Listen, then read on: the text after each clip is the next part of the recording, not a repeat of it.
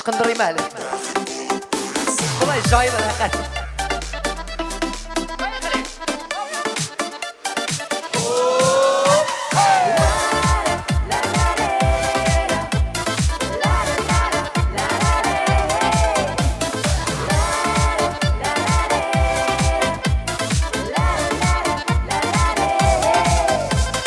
Ellerinde kuştu köngülümde, kalbimdeki bütün güzellik.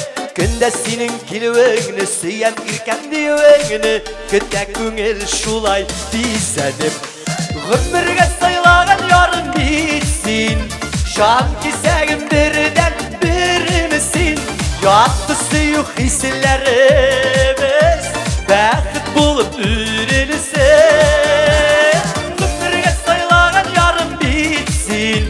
Can kisegin birden birimisin. Yattı suyuk hislerimiz, bəxit bulup ürünüsün. Ben özüm olmalay olsam da bu his tügül Mustafa yanına da var mıyım de? Var hıyalım. Ya 54. yıllar.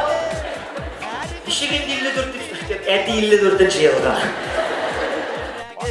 Kuşa bütün süzlerime, kuzilerimden kıra bir gülüp.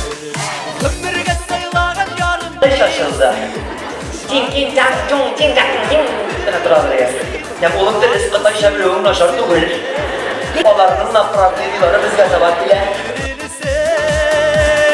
Ömürge sayılagan yarın bitsin. Can kisegin birden birimisin.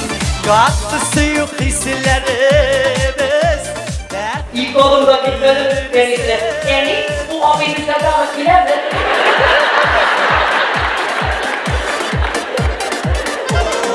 Bu oğlum varmış.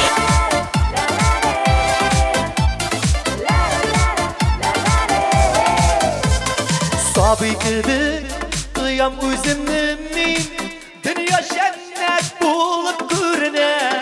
Kıyaş kadın karaşıların жылы yağmur gibi mazım, senin kışağınday jillede. Gitti. Bir setili kursata. Bir sürü başka yapıştırıp gitken kurtluğa.